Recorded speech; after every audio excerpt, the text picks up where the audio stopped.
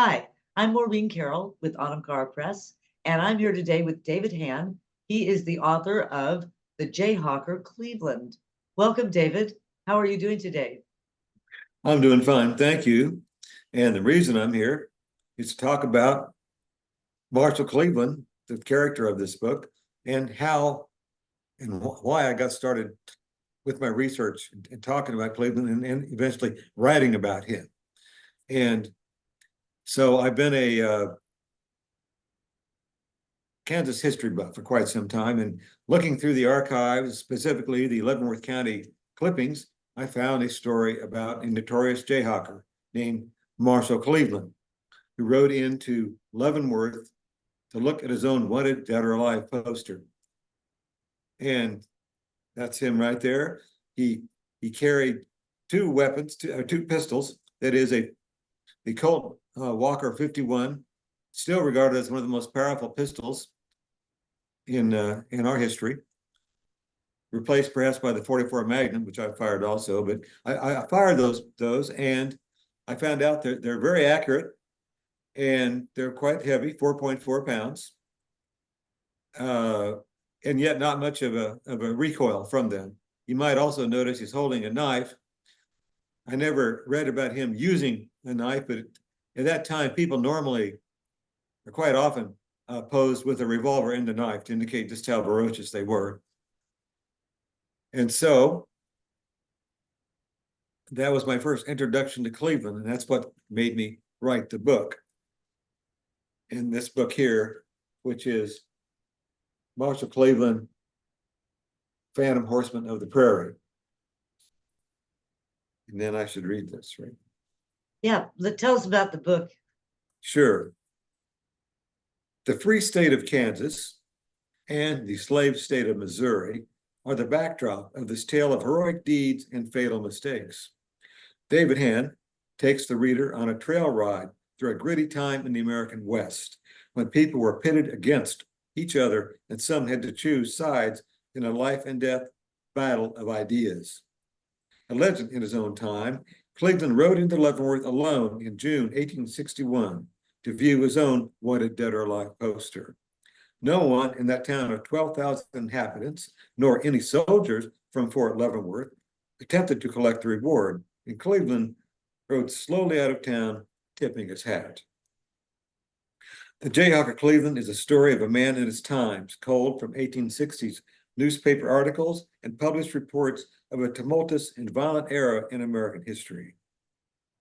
Hann describes how this liberator of slaves and horses found brief but deadly fame during the Kansas-Missouri border war. And this So that is fascinating. It's so interesting to think about that period of time. And you've just described somebody who obviously was either well respected or feared if he could ride into Leavenworth and have his wanted dead or alive poster right there, and nobody wants to mess with him. Exactly. And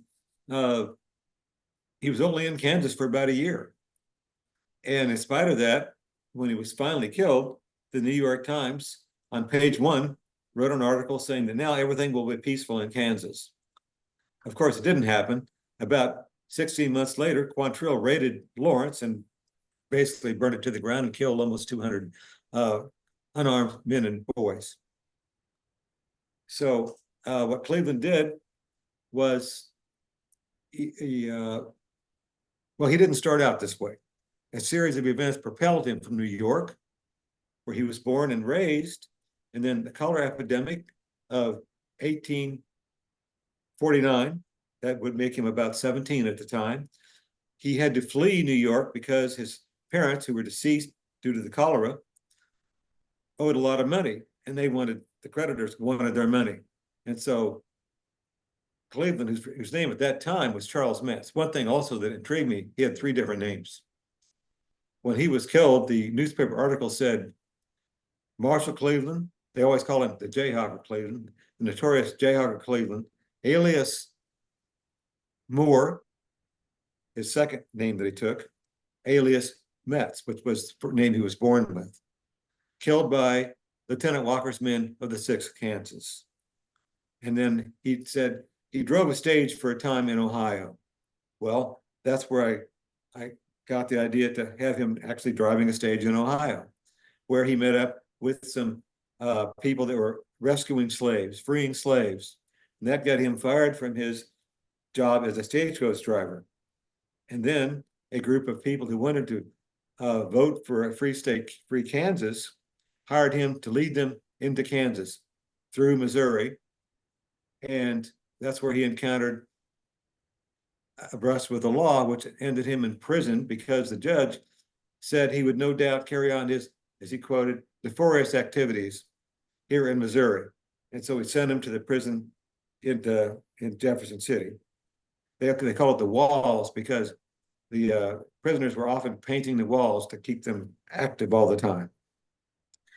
Well, Cleveland was able to eventually escape, and he joined a theater troupe because he'd had interest and ability in acting through his time in New York.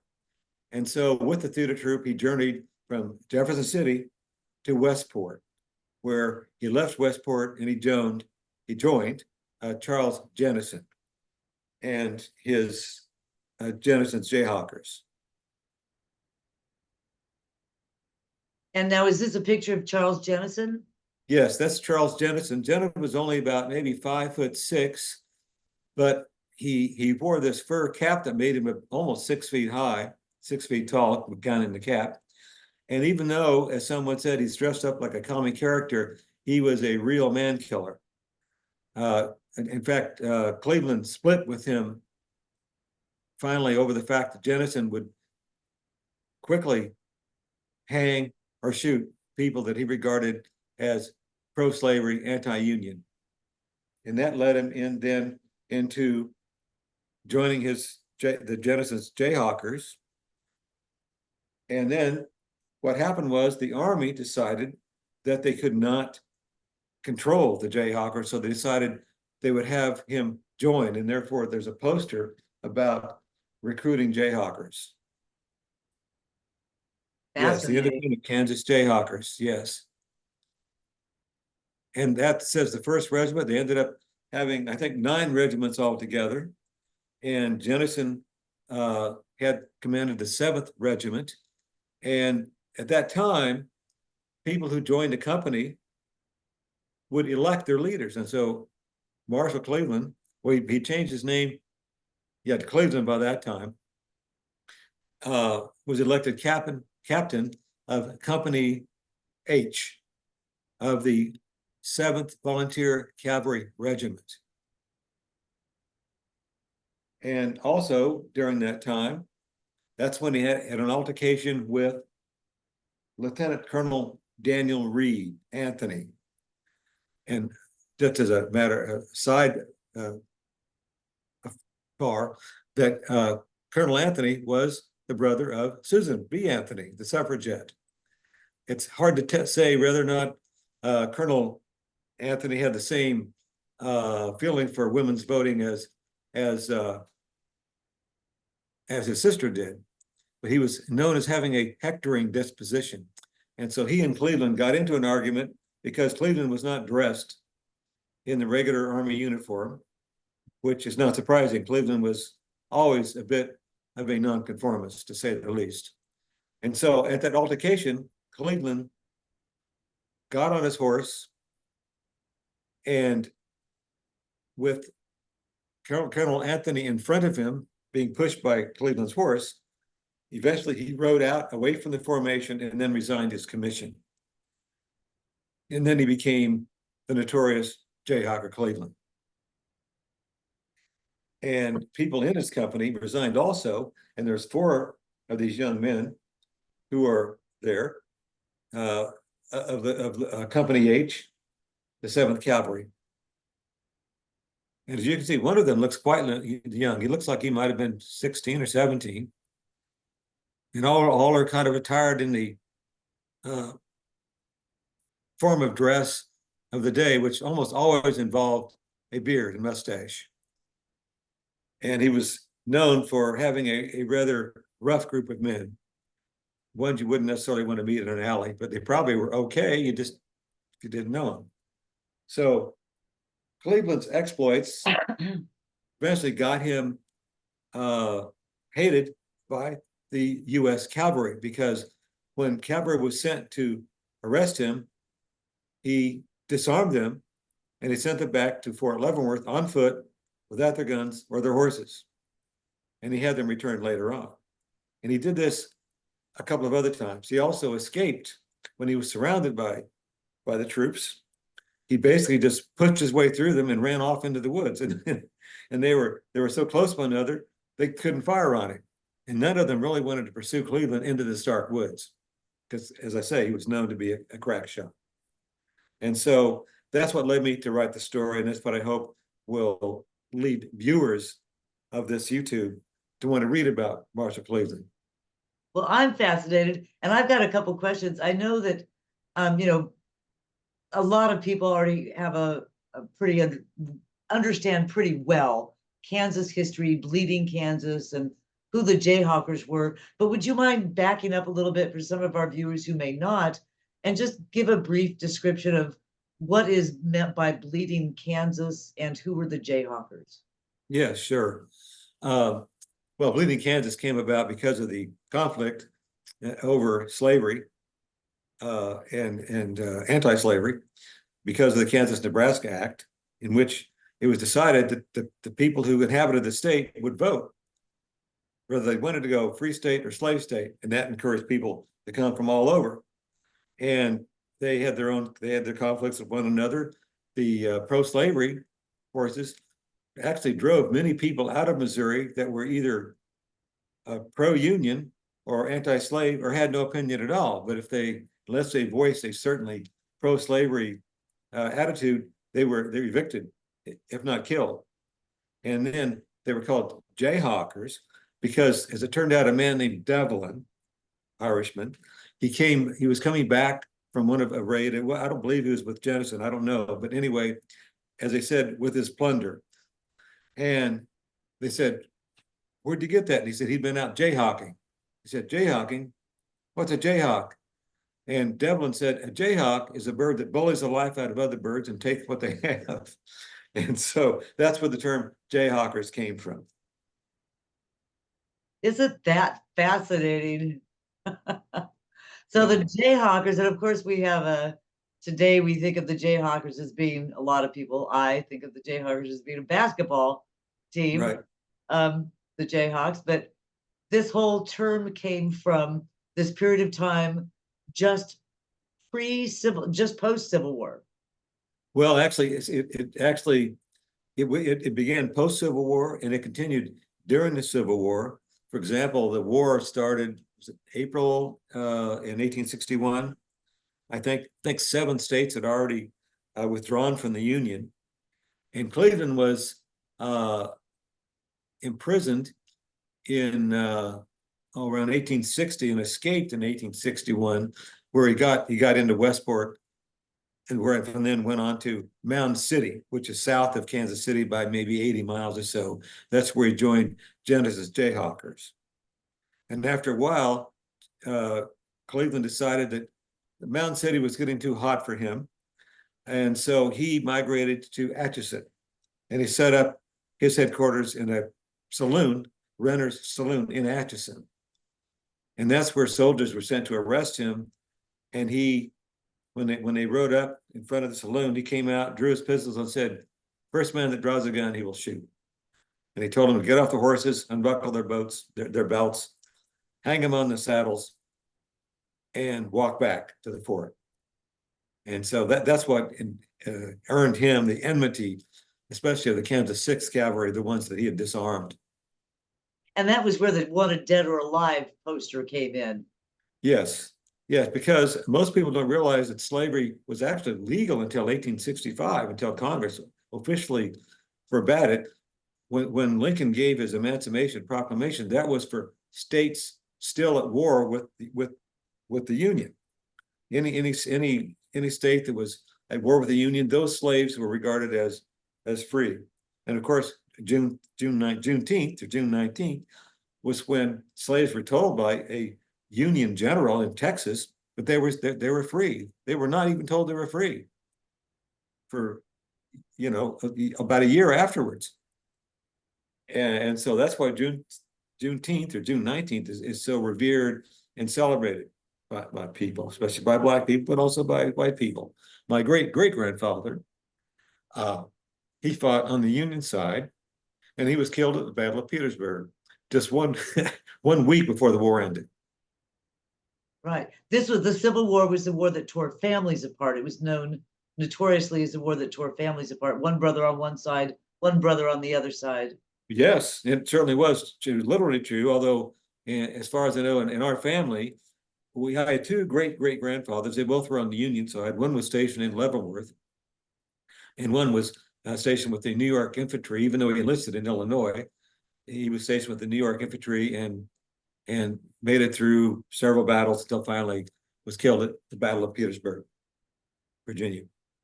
What do you think was the most fascinating thing that you learned in your research about the Jayhawker Cleveland?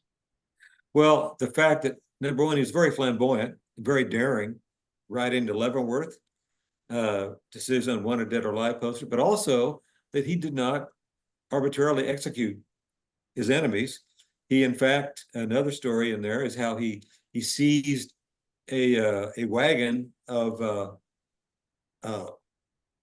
slaves and farming implements. These people of Missouri were going to leave Missouri and get out and try to get down to Texas and start their own little slave plantation down there, but he intercepted them and he sent them all back. Well, he sent the slaves, the freed slaves, and their wagons with the farm implements up to Canada with some escorts to see they made it safely. And then he had the pro-slave people. He had them jam their weapons in the earth and throw them in the wagon. They left them one wagon to throw their stuff into and make it back to Missouri, where he told them to deliver a message to the Union commander to don't send any more men here from Missouri unless they know how to use their weapons. And that's a newspaper story, so yeah, that's where I get my material from, is from the newspapers, the time. So why do you believe that the Jayhawker Cleveland was well known enough in his own time that he made the New York Times in what year was it? 1862. It was in May 18th, 1862. He was killed, I think, May 11th, 1862, maybe May 14th. And then the New York Times published a story on May 18th, page 1, 1862. But why do you think you had to revive him? You had to bring him back from a history that nobody knows. Yes, it was interesting because when he was killed, a newspaper, I think the Leavenworth Herald, said that his story will be told around the family hearth for 100 years. And he disappeared, along the mist of history. Of course, we had many other things since then. We had the rest of the Civil War. We had World War I and II, and Spanish-American War and all that. So a lot of things competed. There's a lot of heroes and villains that have disappeared over history. And I was just so fascinated by the character. And I think if he had been a totally bad guy who was arbitrarily just killing people left and right, I probably would not have been as interested in him. It's interesting because he came about just before Jesse James gained some notoriety. And Jesse James had a good press agent. In a movie called Kansas Raiders, the character Jesse James is played by Audie Murphy, the most decorated soldier in World War II. When you've got that person behind you playing you're going to look pretty good, no matter what you did. Well, I think that readers, I know that readers thank you for reviving the man who rescued horses and slaves from the depths of history and bringing them to our notice so that we can read about it and hear about this really interesting story. Yes, thank you. I hope that it will encourage people to read about this era and also sort of think about the fact that Bleeding Kansas and Bleeding Missouri, as I noted in my book, much alike between Iraq and Syria when they had their war, what's going on now in the Middle East also. History hasn't changed that much, nor people, but the locations has. But other than that, unfortunately, we're still fighting about many of the same things.